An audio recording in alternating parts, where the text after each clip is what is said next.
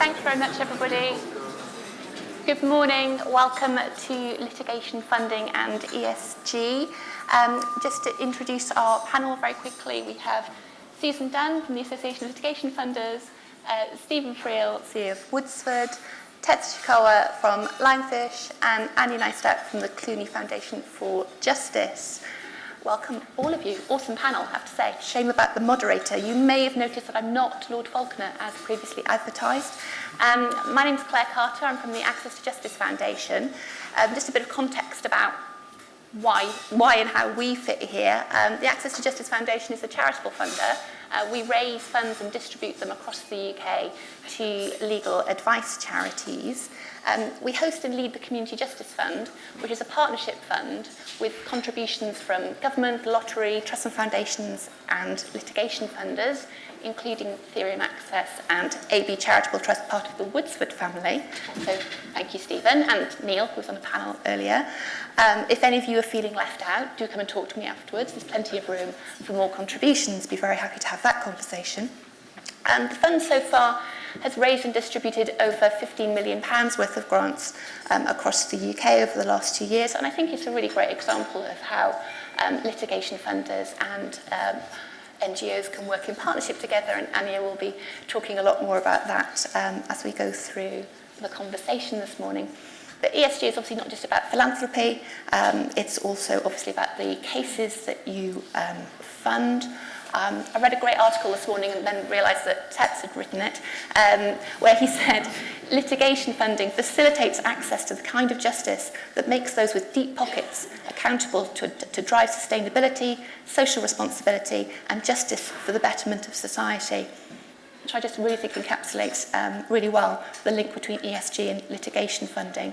And also sort of puts me in mind of Gary's keynote earlier, where he quoted my favourite Bingham quote about an unenforceable claim is of little value to anyone. And I guess that's what we're all about here, is ensuring people can access to justice, whether your claim is a collective action worth billions of dollars, or if you're trying to keep a roof over your head, challenge a benefits decision, or gain access to health and social care services. So it's a broad church. I'm really excited to be here today to talk about what this means in practice. So let's kick things off then by unpicking what ESG is and what it is in the context of litigation funding. So Stephen, can I come to you first to talk about what is ESG in the context of litigation funding?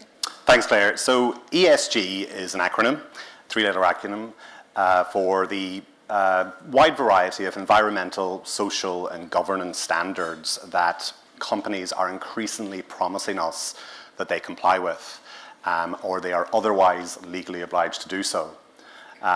They promise us as their customers, as their investors, and as members of the community in which they and we operate. And so examples might be banks who promise their investors and their customers that they avoid money laundering and terrorist financing. It might be the retail businesses who promise us as their customers and their investors that they have sustainable supply chain practices. Or it could be the tech companies that promise their regulators and us as their customers that the products that we buy that are ubiquitous to all of us are sold to us at a price that is fair and competitive. Those are ESG promises they make, and those are the ESG commitments they owe to us as their stakeholders. But they don't always do what they say they do. They don't always stick to their word, and there are frequent ESG breakdowns. Indeed, in the dozens of cases in which, the ESG cases in which Woodsford is involved, the breakdowns are quite catastrophic breakdowns of ESG standards. And these breakdowns in ESG standards have a number of consequences. So the first consequence is that at least some of the stakeholders suffer loss and damage. It might be the customers that are overcharged for the product illegally and unfairly. It might be the investors whose investments are worth less because of the broken promises that have been made to them. The second consequence that follows from this is that these loss and damages could potentially, theoretically, be the subject of litigation. And these various stakeholders, be they consumers or shareholders or others who have been affected by these catastrophic breakdowns in ESG, they could litigate, and they are usually motivated to litigate for at least two major reasons. The first is compensation. They've suffered a loss, and they have a legal entitlement to recoup that loss. But the second is equally as important in the ESG space. And I say it's equally important because these stakeholders are often long-term stakeholders of the wrongdoing business. They're not binary adversaries on a commercial basis. They usually have long-term interests. I want these tech companies to produce better and cheaper products. I want the businesses in which I have invested to do the right thing and to deliver me a profit. So the second aspect of why I litigate is equally important, which is accountability. I want them to be held to account for their wrongdoing. I want them to be deterred from doing the wrongdoing again. But the third consequence of these catastrophic breakdowns is something that the people in this room will understand well. These theoretical options to litigate face significant hurdles. And so at Woodsford and other businesses like us, our mission has become to remove those hurdles and to see that litigation in an ESG context for both compensation and accountability can bear fruit. So what are those hurdles and how do we remove them? I'll come to funding second because I think there's another hurdle we must get past first. And that is information and organisation. These affected stakeholders don't always know that their rights have been infringed. They don't always know that they have had losses forced upon them. And even if they do know, even if the wrongdoing, the money laundering, the terrorist finance and the supply chain labour has made its way to the front page of the Financial Times, they don't necessarily know what to do about it. They don't know who else has been affected. They're not in touch with the other affected stakeholders. They don't know how to go about asserting their rights in litigation. They need support on that. And that organisation, that information aspect of it, is something I think that businesses like Woodsford and others in the litigation finance space are uniquely qualified to help them. We heard earlier from how in the class action space, litigation funding is an absolute precursor. It's an absolutely necessary precondition for class action litigation in many jurisdictions.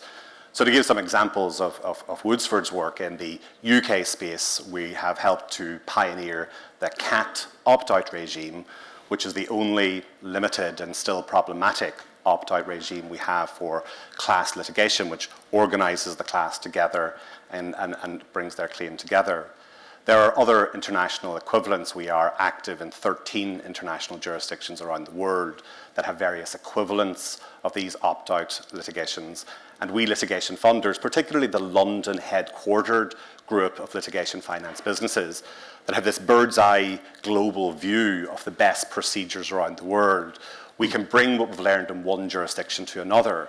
So for example, we go to the Netherlands where they have a foundation or stichting opt-out option, and we can bring to that our London knowledge and expertise as well as our capital.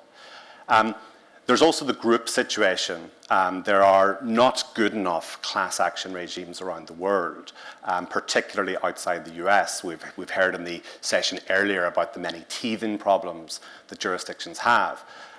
So group actions where you have to bring the group together and get them to opt into the litigation becomes very important.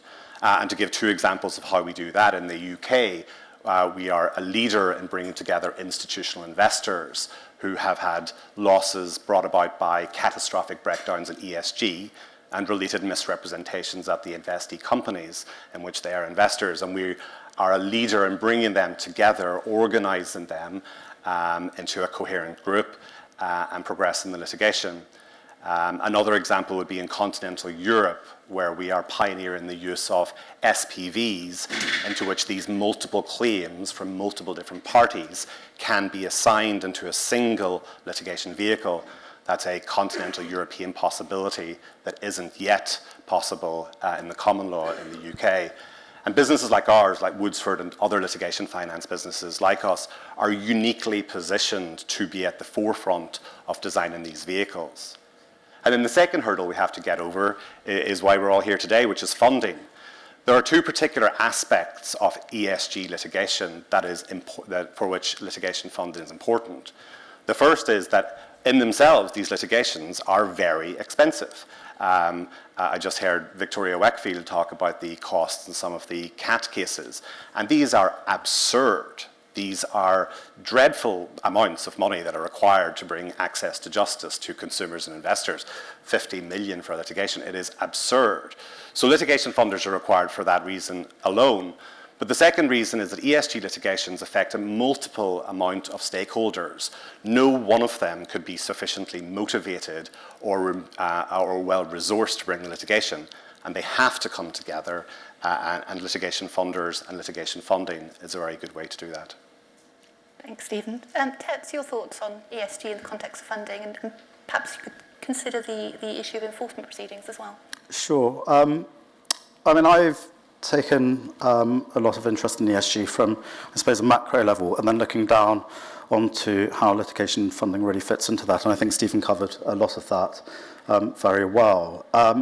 I think if we just take a step back and we look at what ESG really means, and then we look at the benchmarks and the reference points that we have, there are now quite a lot of interesting benchmarks and references that we can use. So the United Nations have their 17 Sustainable Development Goals. You have what's called a materiality map by a body called the Sustainability Accounting Standards Board. You have stock exchanges that have their reporting requirements. You have rating companies like B Corp, which are becoming increasingly well known across the board. And you also have what are traditional kind of rating agency type companies now with rating indices specifically for ESG, so Standard & Poor's, Bloomberg, MSCI. And I think when you kind of look through, you see just how vast the scope of ESG is. I think when you actually look through to the common thread that exists in all these benchmarks and references, I think the thing that's very interesting in all of them is there is always a point about justice, about the importance of having strong institutions, of having the ability to hold corporates, as Stephen mentioned, to account. That accountability part is really, really important.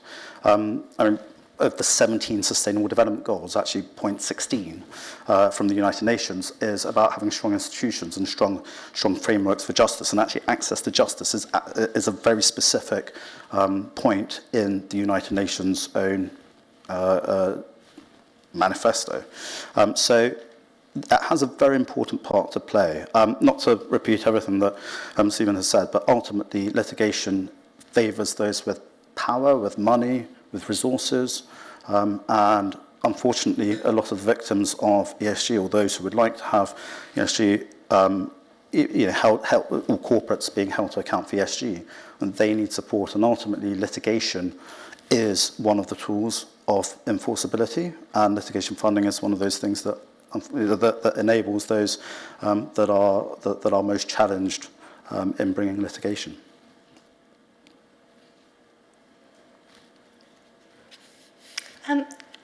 Susan and Anya, what does ESG mean to you? Well, I'm here. I've got two hats on because I'm the chair of the Association of Litigation Funders, as well as being one of the founders of Harbour Litigation Funding. So those two hats are looking at things as a funder and then looking at this from a regulatory point of view. So the association is a self-regulating body. So with that hat on, we look at ESG cases and wonder if there's going to be any additional implications to the way in which the code of conduct governs how people fund. I think it's really important that we were chatting about this before with these acronyms, with the things that we talk about, which can sound rather grand. I was chatting to somebody who I think all of you would consider to be somebody who's been running ESG litigation for about the past 35 years. And I said to him, what's your views on this and what the future looks like? And after about 10 minutes, he said, what does ESG mean? And I said, it's what you've been doing for 35 years. So I think let's not sometimes make these things more mysterious than they are. They are the types of things that we would all recognize. They have the same characteristics that we have when we look at any type of action, whether it be a single case or a group of claimants who are being brought together, and one has to apply exactly the same principles as on any case. So it is still a question of assessing the merits of the case, the ability of the defendants to pay the amount claimed, the values of these claims, and the cost of pursuing them, some of which, as Stephen has said, are absolutely horrendous. I think the perhaps slightly distinguishing factor of, if we call them ESG cases, is that there's probably more scrutiny of those who are funding these cases when their outcomes are achieved. We know that regularly the behaviours of defendants can lead the costs to escalate. So budgets that were legitimately established at the outset of a case, which can then really run away with things. And funders make money by charging typically a multiple of what is spent on a case. They have no control over the budgets for the case where the defendant takes scorched earth approaches. And that scrutiny that comes at the end, which says, oh, well, look at that funder, it's taken all that money from the claimants, when in fact without the funding, the claims would never have got off the ground in the first place. So I think it's important not to sort of look at the funders and say, oh, look what they've done.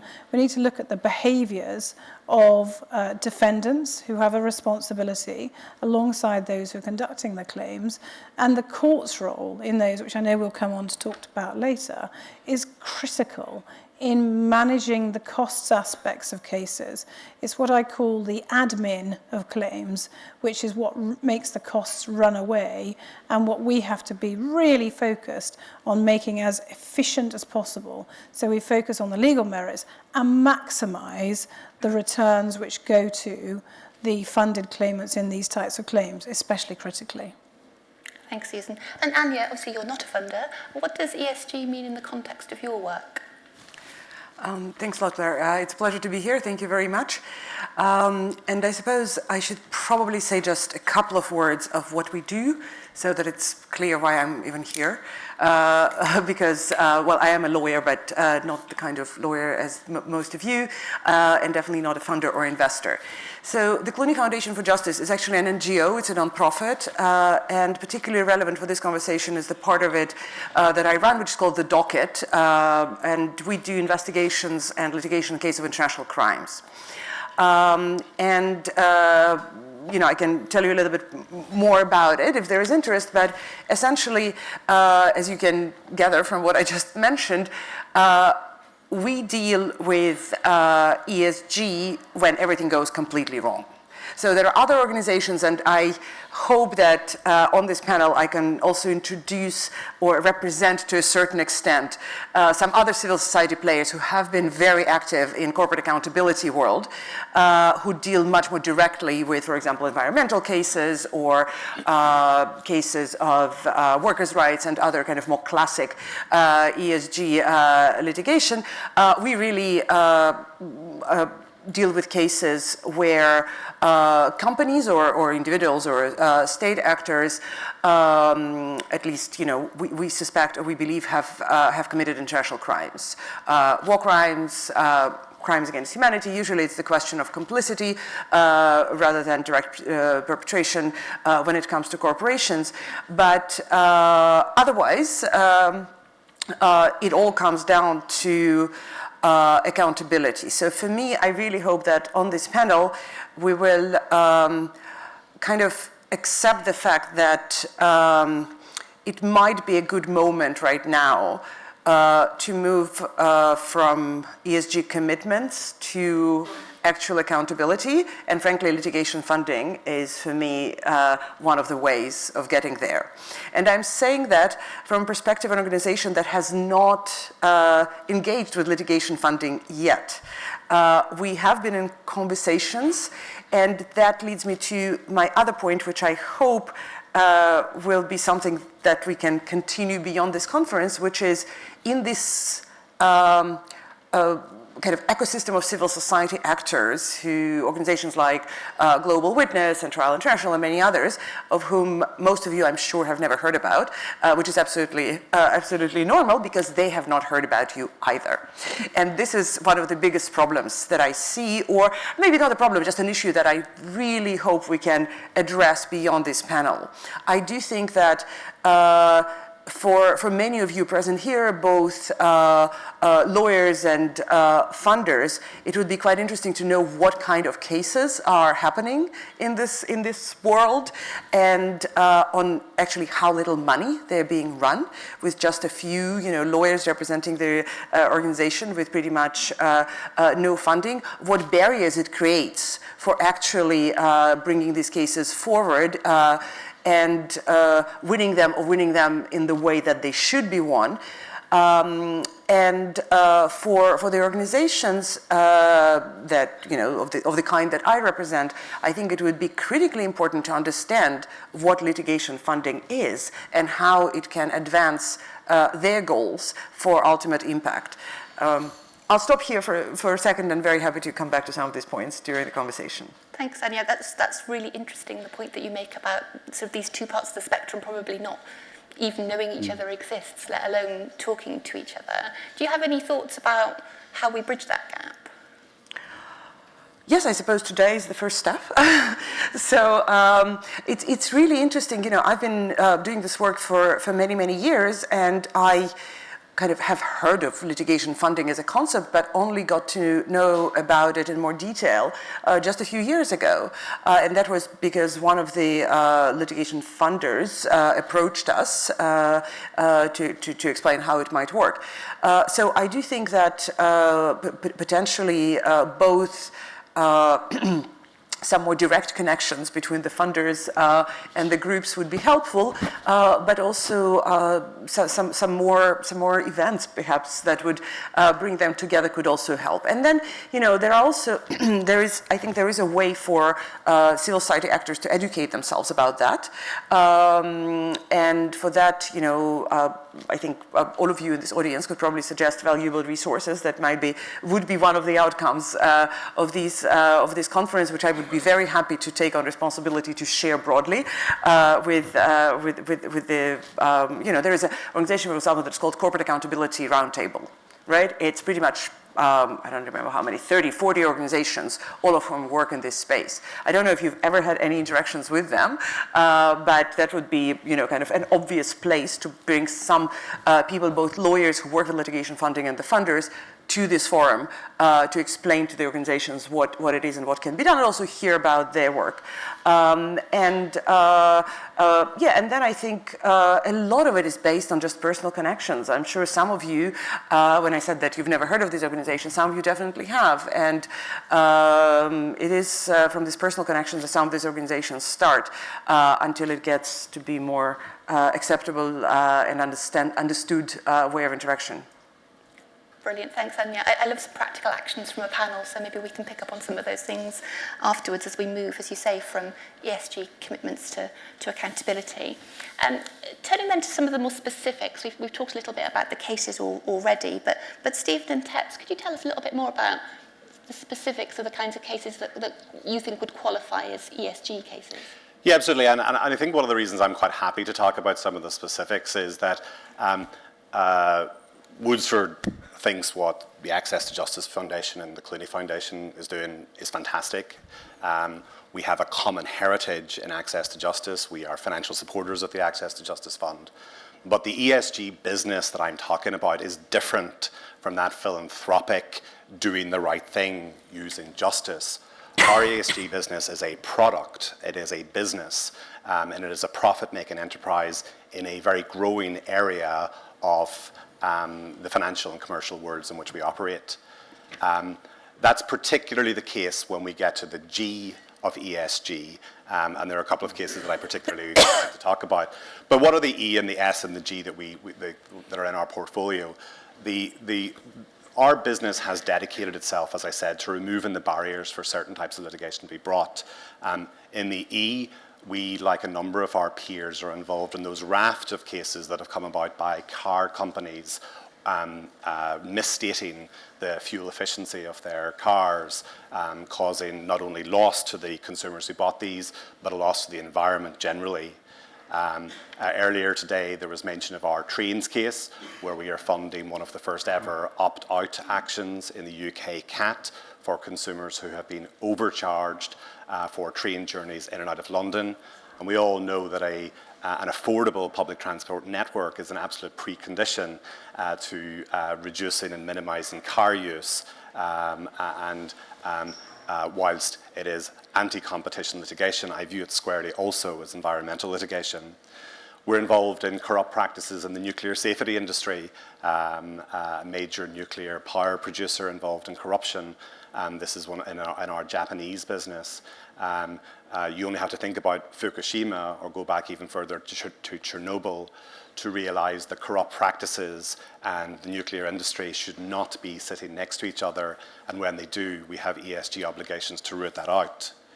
You move on to the S, we're involved in a number of cases against the rampant infringement of intellectual property rights by Silicon Valley that takes what it wants from inventors, from universities, and doesn't pay the price that it should pay, and that's wrong, and they need to be held to account. We're involved in fatal safety lapses, including at a major theme park in Australia that led to the deaths of 4 individuals, that not only led to serious issues for the bereaved and their families, but to other stakeholders in that business, including their shareholders. Australia is a good example of where litigation funding and ESG are necessary bedfellows. For much of the last 20 years, the Australian banking and financial services industry was an outlier in the post-2008 world. They did very well, but it all started to come crashing down when the Australian Royal Commission in 2019 uncovered and publicised rampant abuses of mis-selling and abuses of consumer rights in financial services products. So the Royal Commission identified the wrongdoing, but the only way in which the consumers can get compensation and can feel that they are taking part of the accountability is litigation funding backed ESG litigation. That takes me on to the G. I think the G is very important in ESG for a number of reasons. One of them is that ESG litigation necessarily focuses on the conduct of the defendant. The defendant has done something wrong, has engaged in an often catastrophic breakdown in their ESG obligations. But when we look at the G aspect, the governance aspects of ESG, the claimants also have ESG obligations. We have several hundred institutional asset management clients, many of whom raise money from their investors off the back of promises to be ESG compliant. More and more we see institutional managers saying, invest with me and I will look after your money in an ESG compliant way. And what that means, in my view, is that when they invest my money, my pension, my SIP, when they invest my money into a business that has engaged in a catastrophic breakdown in ESG, I require them to do something about that. They have made an ESG promise to me as an investor, and I expect them to follow through with compensation and accountability. Now, that presents problems for a lot of institutional managers because they're not set up to litigate. They may not have the economic ability to take the adverse cost consequences. They don't have the desire, the skills to do so. And that's where businesses like ours come in, and we provide them with an ESG product. We inform them, we organize them, and we fund them. And that is in their compliance with their ESG obligations in the face of a catastrophic breakdown in ESG obligations by a defendant business. Susan touched on defendant behaviours, and so I'm going to give one example of a case in which I think we really need to see a modification of behaviour on defendant's side. RSA is an insurance business, and for many years its Irish business was one of the jewels in its crown. It regularly outperformed its peers in the market. But all was not as it seemed, and serious financial irregularities came to light in the Irish business. I'm going to quote what leading counsel for RSA said in an application when they tried to strike us out. And it didn't come as his primary submission. This is what he said. He said, "My lord, this is a nuclear announcement for a listed company to have to make, this idea that they had serious financial irregularities in one of the jewels in their crown. It has essentially decapitated the Irish business. They are 70 million in the hole. This was an extraordinary thing to happen." He then cited a section of our particulars of claim. The news reportedly triggered the worst sell-off of RSA shares in 10 years, erasing £400 million off market value and prompting downgrades. So this is what the defendants are saying about their behaviour. And so you might think he started his submissions with a mea culpa. You might think he started his submissions by saying, I'm very glad that these institutional investors have come together to engage with the business on its catastrophic breakdown in ESG. That isn't where he started his submissions when he tried to knock us out. His opening submission was that the court should view negatively these institutional investors for coming together and seeking to assert their ESG rights because they had been organised by Woodsford, and that was a negative factor. That was his opening submission. So we've got a long way to go in modifying defendant behaviour. These defendants say they are ESG compliant, but when they are called out, the tune changes, and business like ours have to help them modify their behaviour. Another example, if we move over to the continent, Airbus, as many of you know, is a major aerospace company, one of the biggest companies in the world, and around 6 years ago, very serious corrupt practices came to light in its business. Significant stock market decline, significant loss in shareholder value, significant loss in shareholder confidence in the ESG statements made by the business. And this is somewhere like a business like ours can bring real value in addition to our litigation funding. We, in our Airbus case, have pioneered the use of both the SPV model of having claimants assign their claims in to an SPV to litigate on their behalf. And in parallel, we have helped to form and fund a non-profit foundation, a Stichting, which can pursue the claims on an opt-out basis. And that's a very real example of what I mentioned before, which is businesses like ours, litigation finance businesses, access to justice businesses, particularly the London headquarter businesses that have a global view of these practices around the world, can really bring our professional and business expertise as well as our high quality capital to bear as an ESG product. Thanks, Stephen. Tets, anything to add on the specifics of the cases? Yeah, I mean, I just wanted to reinforce with some kind of interest, well, a couple of data points that I'm aware of that I thought kind of reinforces what Stephen said. One is that, I mean, the amount of institutional money that is actually ESG is vast. I read a report from 2020 that said of all professionally managed assets, $35 trillion was considered ESG assets. That's about 36% of all professionally managed assets. So this isn't just a soundbite. This is a significant influx of money and a cultural shift in investing strategies. And the ESG diehards will tell you that ESG investing in the long term will return better monies and yields than kind of short-term profit-taking investment strategies.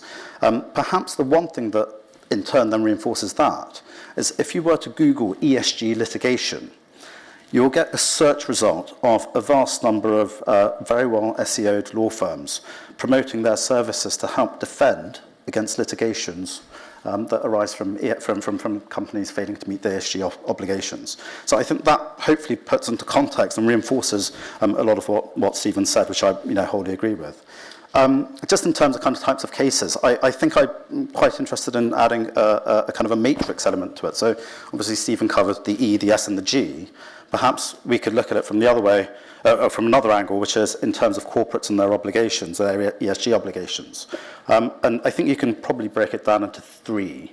One is to their customers, the second is to their employees, and the third one is to their stakeholders, so their debt and equity capital providers, their investors, and others who have financial interest in the company. And you can then kind of draw quite an interesting matrix of those obligations versus E, the S, and the G. So obligations to their customers will be things like emissions. Obligations to their employees will be things like gender pay, equality, discrimination. And then to their debt and capital debt and equity capital providers will be things like securities litigation.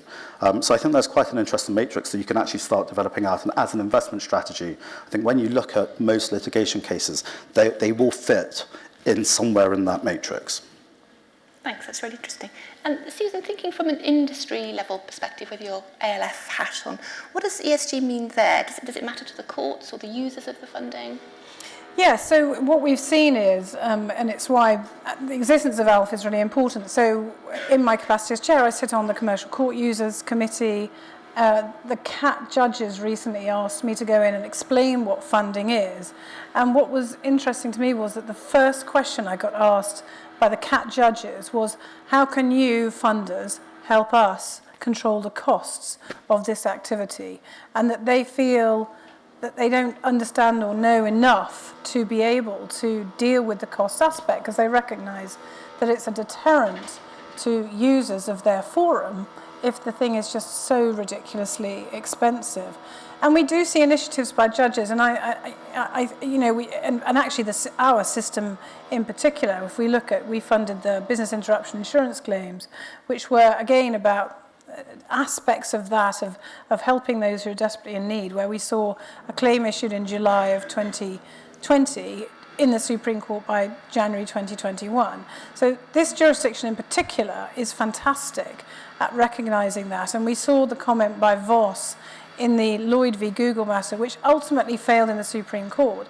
But the comment that I loved in his Court of Appeal decision was, companies need to be held to account, and if we, the courts, don't help them to do so, to help that happen, who else is going to do so? Because one of the critical aspects of these claims is that on their own, they're not worth much, and I think companies know that.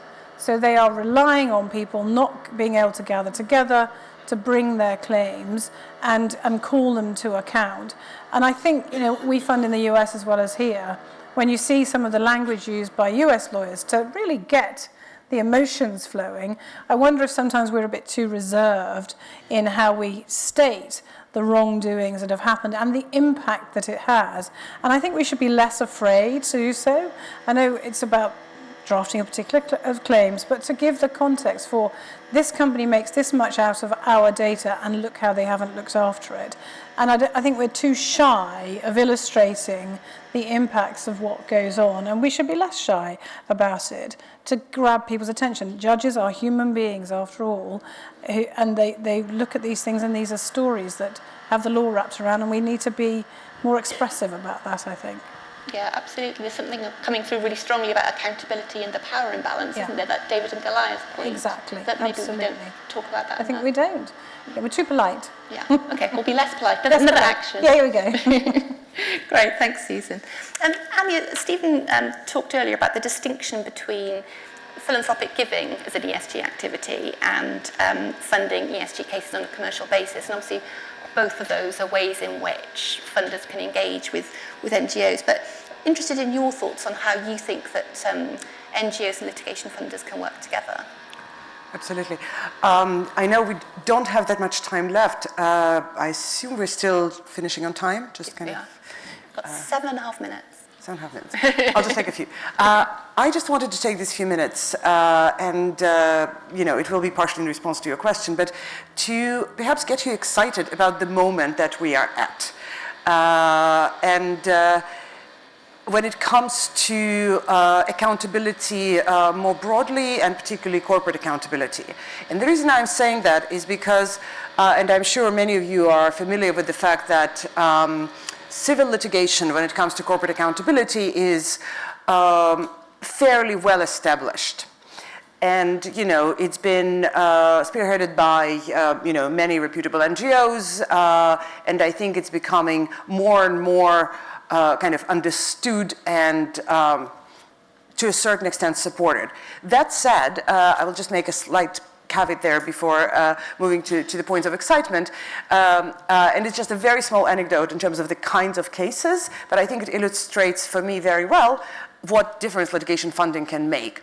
So Amnesty International, where I used to work, has a fairly big business and human rights program, and although it does not usually engage in litigation, there was one case that the organization worked on for a long time, which is shell pollution in Niger Delta. years and years of research investigations representing victims, and finally a victory. Shell agreed to pay $50 million to compensate the affected communities, to clean up and so on. And it was always celebrated, at least within the NGO communities and definitely by Amnesty, as a big victory. And years later, I was speaking to a corporate lawyer and kind of gave this as an example, to which he smiled very skeptically and said, well, that's probably because the actual settlement cost was $500 million.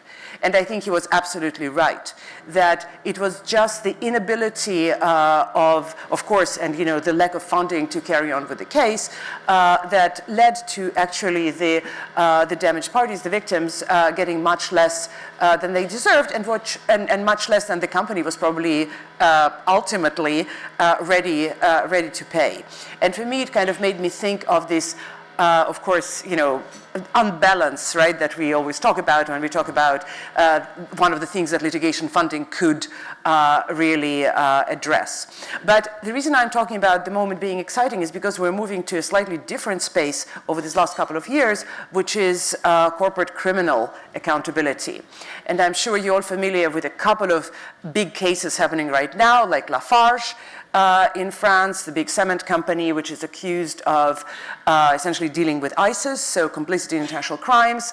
Another big case happening in Sweden, Lundin Oil Company, oil consortium, that is accused where 2 executives are indicted with complicity in international crimes for abuse committed in Sudan, in what is now South Sudan, the southern part of Sudan, and so on and so forth. There's still few, but it's definitely a new trend, and I do think that if the funding community wants to make a certain difference in those cases, there are definitely enormous opportunities, because the prosecutors and often the NGOs are mainly focused on collecting evidence, presenting evidence, and make for the criminal case. But there are also, almost in all of these cases, civil claims attached to the criminal cases, which is always mostly possible in civil law countries. And we are talking about maybe, 50 victims represented in the case, but thousands more who could and should be compensated for the grave harm that has been done to them.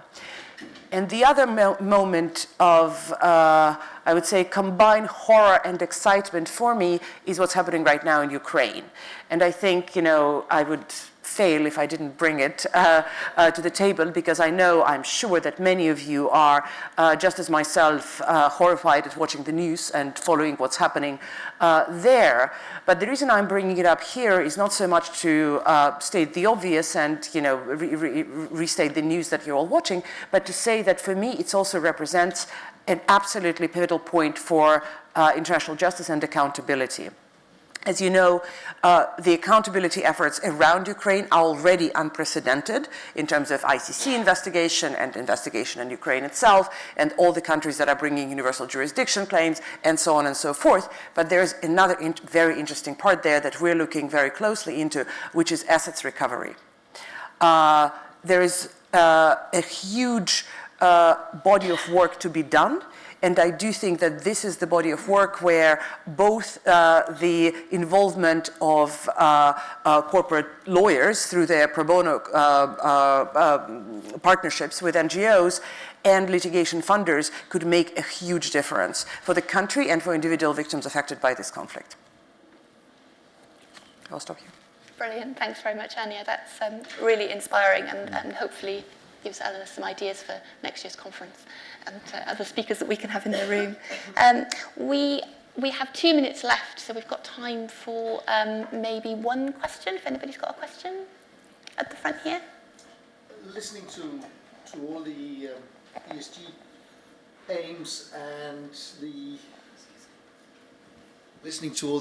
ESG aims and bringing cases to court and the high costs, are anyone applying ESG, the ESG matrix to the law firms, or is that counterproductive to the funding business of litigation?